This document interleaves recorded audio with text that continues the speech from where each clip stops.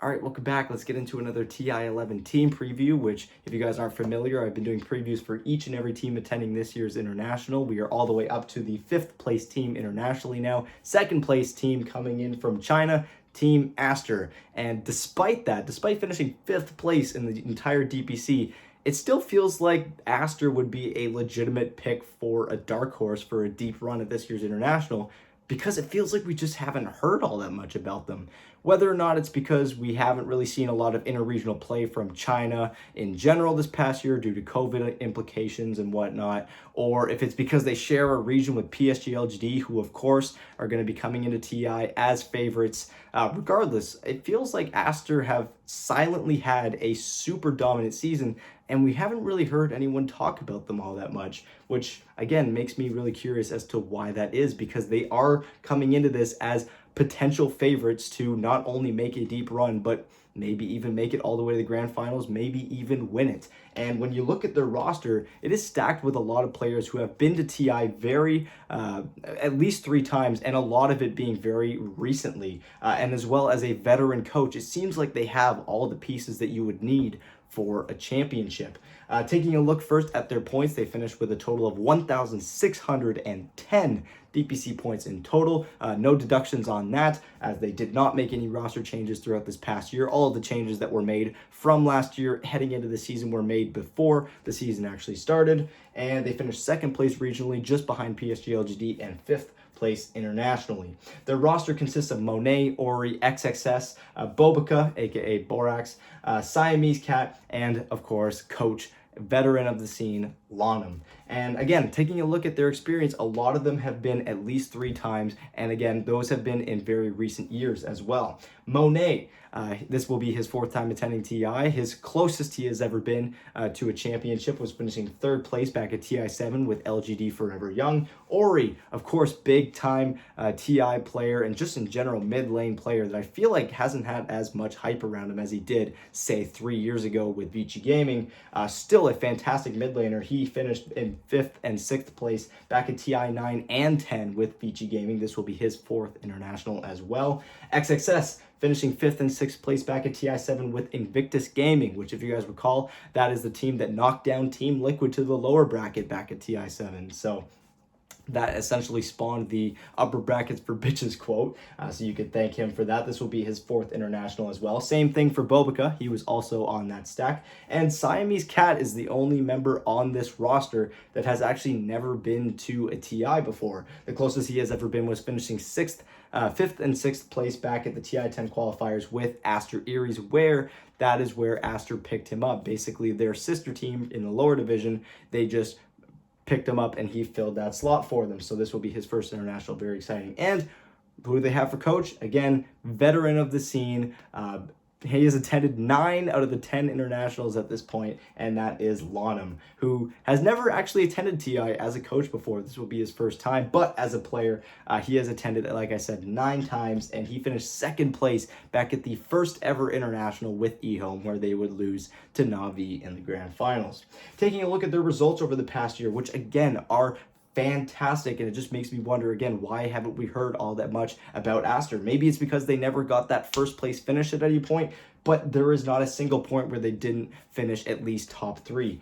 Chinese tour number 1. They go 5 and 2. They finished 2nd place overall, and I believe there was a tiebreaker there, but I forgot to mark it there. Regardless, they earned themselves 180 DPC points. They do struggle a little bit in their regional finals. I believe they managed to knock out eHome before getting knocked out by RNG, who at that point in their DPC season was giving them a bit of a hard time. Regardless, they end up with a bit of an early exit. They finished 3rd place, but in the 2nd tour, they finished top 3 in China, going 5 and 2 once again. 160 more DPC points. They ticket their spot to the major, and then the Chinese teams withdraw. Regardless, they will hold yet another regional final where they would make it all the way to the grand finals, knocking PSG.LGD down to the lower division on the way. But unfortunately for them, PSG.LGD would come back, meet them in the grand finals, and take them down. So that stung a little bit, but a 2nd place finish, 300 more DPC points, still feels pretty good. And in the 3rd tour, they finished 2nd place once again, going 4 and 3, where we had 5 teams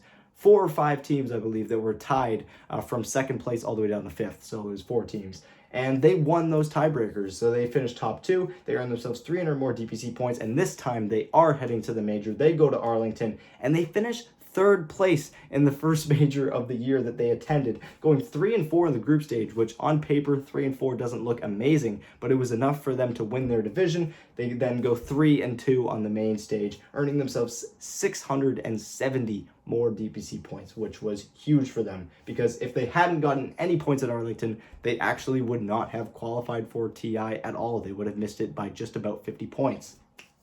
Taking a look at the results now against teams attending this year's International, and that is going to be including teams that are in the last chance qualifiers. They played a total of 71 games, going 39-32. In Tour 1, they would lose 2-1 to LGD. They would then beat Vici Gaming 2-0, but then they would play RNG 4 times in a row, essentially.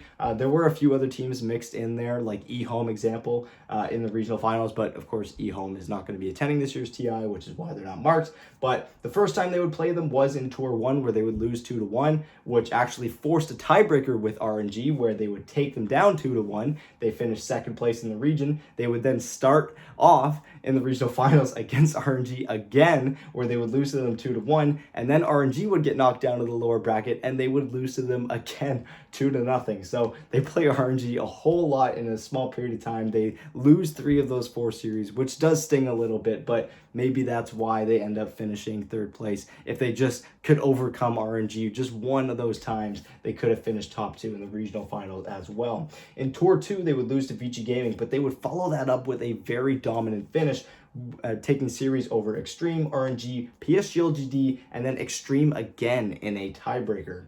And then in the regional finals, they would take down Extreme in round 1. They would beat PSG.LGD on their way to the grand finals, but again, as I previously mentioned, LGD comes back with a vengeance and sweeps Aster in the grand finals. In Tour 3, it was a little bit more rough. They would lose series to Vici Gaming, RNG, and LGD, but they would take down Extreme, which again would force that very, very large tiebreaker that needed to take place, where they would beat LGD and Extreme in best of ones, which would secure them that number 2 spot in the region. Arlington, pretty much nothing but green and blue here. Wins over EG and Entity, ties with Na'Vi, Spirit, and Beast Coast, and more wins over Tundra and Fnatic, and then we had a tie with Boom, and finally, that first series win over Fnatic, I believe, was on the main stage.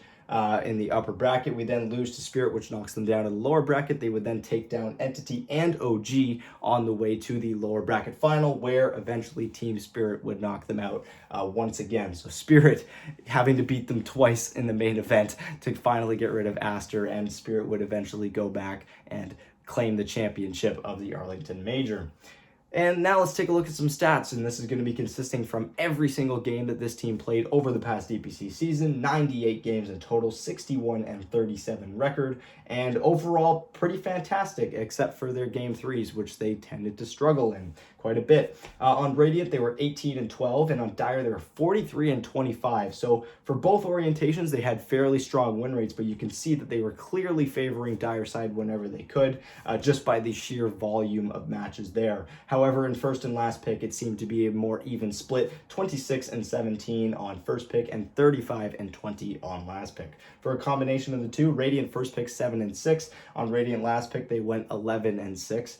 So not terrible, but not great. However, on Dire first pick, they went 19-11 for a 63% win rate. That's fantastic. And on Dire second pick, 24-14 for a 63% win rate as well. So again, quite good results there on Dire. In games that were less than 40 minutes, they were 43-26. And in games that were over 40 minutes, they were 18-11. So keeping that consistency despite whether games are long or short, which is something that we don't really see a whole lot with teams. Sometimes teams tend to struggle quite a bit as games go on. Not Aster Aries, that's the other version of the team. Aster was quite good when it came to keeping that consistency. However, in game 1s and game 2s, they were quite strong, but game 3s, again, they go 6-8. So they lose a majority of the matches that they had that were deciding matches. They go 43% win rate there. They had an average GPM of 2268, an average XPM of 2768, an average KDA of 4.08, and an average match duration of 36 minutes and 36 seconds. And finally, let's take a look at some hero stats. They picked a total of 91 different heroes across these 98 games. The most played being Tiny with 23 games, Bane with 16, Monkey King and Pango with 15, and then we have Storm Spirit, Brewmaster, and Grimstroke with 14 each. Their best heroes being Leshrac, who went 4-0, Dazzle, who went 11-1, one of the more niche heroes that Aster was picking throughout this past year. We then had Lion, who went 7-1, Keeper of the Light, Medusa, and Enigma, who went 5-1 each. Enigma is going to be one to look out for. That seems like, to me, the strongest hero out of those three heading into this year's International, seeming like one of the top offlane heroes in general heading into this year's International. For the worst heroes, we then have Juggernaut and Tusk, who went 0-3 each, Weaver, who went 1-3, and Alchemist, who went 2-4. So not really terrible win rates there. They just, in general, did not have a lot of heroes that had particularly bad win rates. And for most banned, they banned a total of 94 different heroes, the most of which being Death Prophet and Viper with 35 and 31 bans each, putting a lot of emphasis on getting rid of those ranged, bullying offlaners to try and give Monet a good game, which is always a good way to go, and definitely something that we saw quite a lot of throughout this past year in general. And of course, Faceless Void with 20 bans as well. So heading into this TI, where do you place Aster? I'm genuinely curious. I would love to hear you guys where you guys think Aster will place, because again, I feel like I haven't heard a whole lot of people talking about this team despite their fantastic results, despite a top 3 finish at the Arlington Major, a top 2 finish in all 3 of the Chinese tours. A top 3 finish in the Chinese tours, second place twice. But regardless, let me know what you guys think in the comments down below. Again, in case you have missed it, check out my previews I've done for other teams in the description down below, as well as our Discord. Thank you guys so much for watching, and I will talk to you guys later. Bye.